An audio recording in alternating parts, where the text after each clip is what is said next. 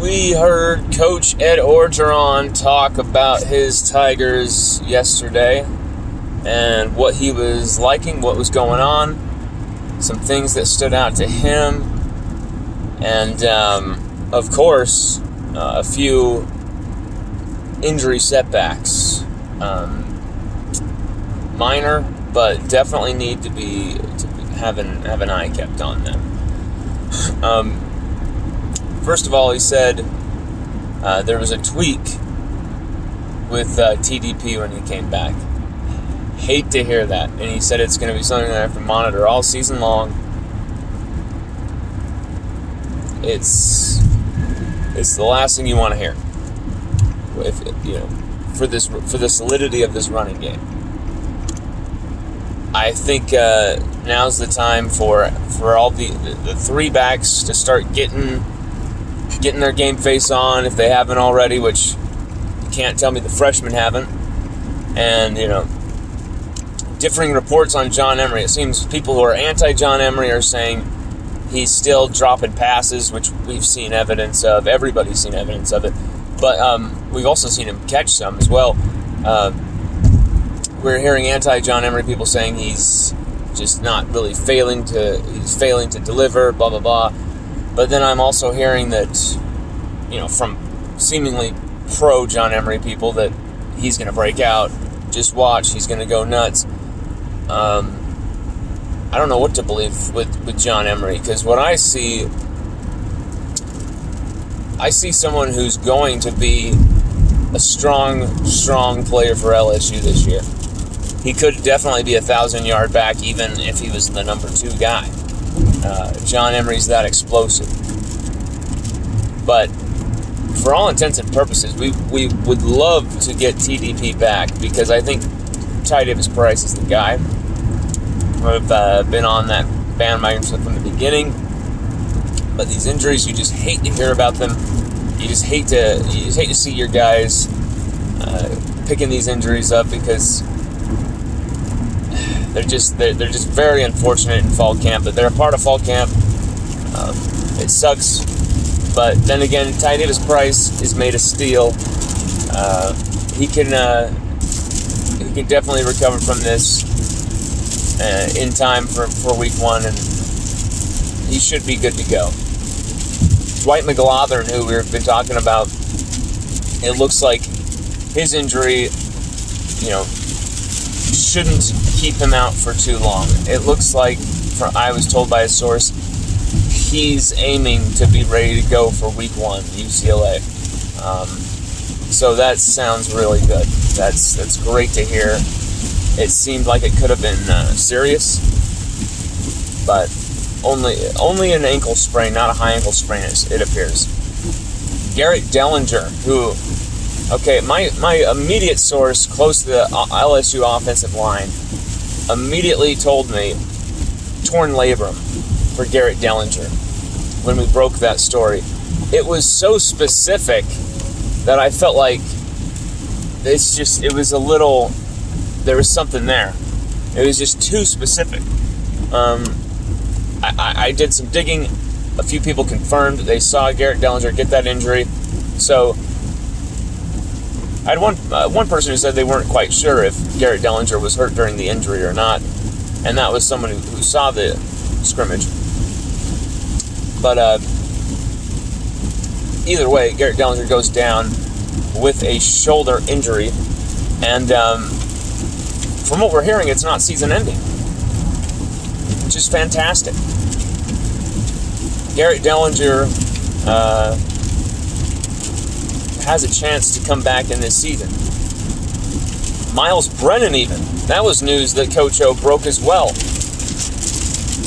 Jacques Doucet asked the question, and how's Miles doing? He said, pretty emotional for Miles, of course. You'd be devastated. But he said he hasn't given up. He said he's still kind of in that point where he's getting over the pain. But he's getting ready to throw footballs. And I'm telling you, don't be surprised if he comes back for the Alabama game and he's on the sidelines for the Alabama game. That's his target. He wants to be back then. Who knows if it'll happen.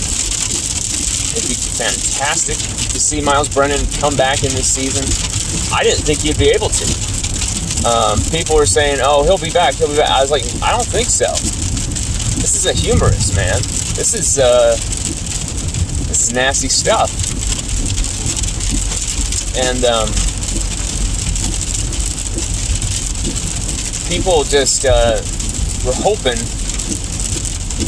that the surgery would be a success, and maybe, just maybe, he would be able to, hopefully, come back this year. And it looks like he'll be able to. That's, it seems to be a little optimistic from Coach O, but I'll take the optimism. I will. Would love to have him back. It'd be great for the team. You want everybody on deck. Another piece of news, Eli Rix, he's back. He's not wearing the gold jersey either. He is good to go. I believe he won't be in any contact drills. I haven't seen him participate in contact drills since his return, which is smart, of course. We don't need that. We need these guys to be practicing the tackling, of course, but we can't afford any more of these injuries. It's taken a toll. As much as we have the depth to recover and to fill those spots, there's just guys you cannot be losing out there. We cannot field the team. Sans, Derek Stingley Jr., and Eli Rix. That is just beyond not ideal. It would be, we're not going for that. We don't want any of that. But here's what we would love to see. LSU just kind of keep it light, except for certain drills, and keep the health going. Make health the number one priority. These guys know what it'll take to bring that physicality on week one. I get it. You still got to practice it. Let them practice it in little rhythms here and there. I think Coach O knows exactly what he's doing. I believe he was going to give them an off day from helmets and from pads and hitting today.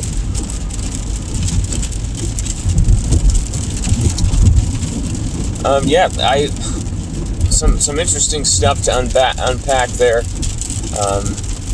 Many have been saying the last few days, is this John Emery's time to break out? Is this John Emery's time?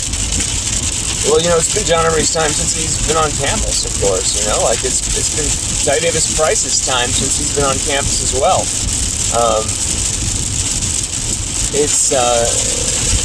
We want to see both of these guys succeed. We want to see every Tiger succeed. Whether Ty Davis Price,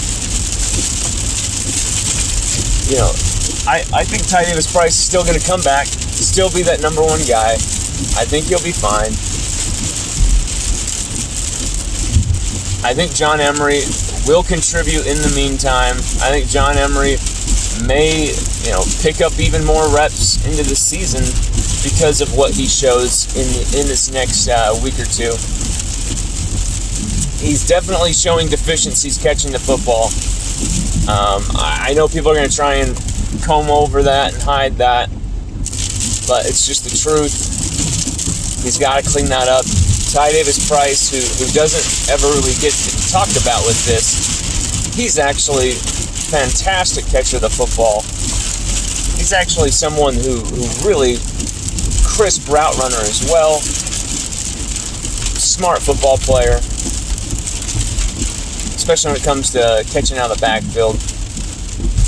He is a dual threat like that, and we've seen it all throughout camp. He shows that giddy up once he gets that ball. It seems like John Emery is just letting it bounce off him at times, but I really loved what I saw from Jake Keats, how he just threw him another pass. right after he dropped one in fall camp. Just throws him another one. It was brilliant.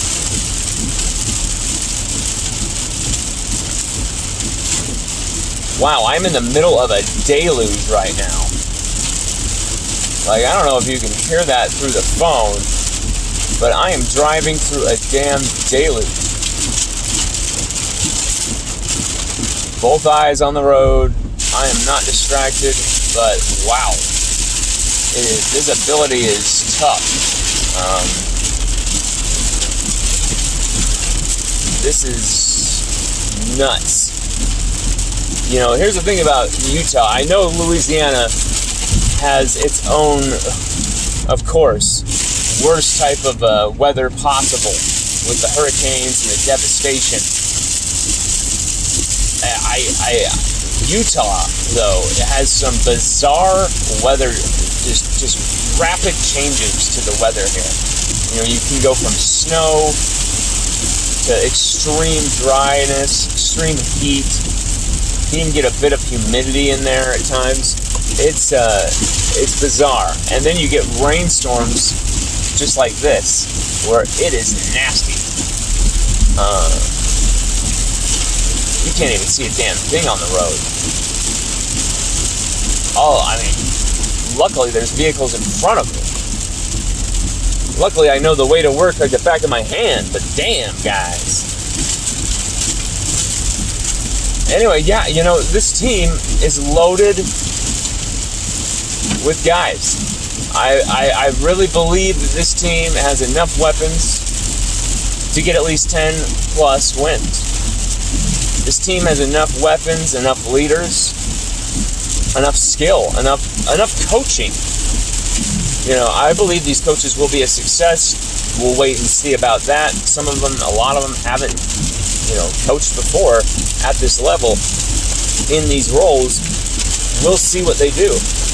But I am believing what I'm seeing already. I really do. I think it's the start of something special with this team. I think Max Johnson is going to be that dude. I think Max Johnson is going to be that dude. I'm going to be making Max Johnson statistic predictions later. And coming this weekend, we're going to be predicting the season, game by game throughout the schedule. It's gonna be lit, and I'd love for all of you to join us. It's not gonna be what you think. Go Tigers.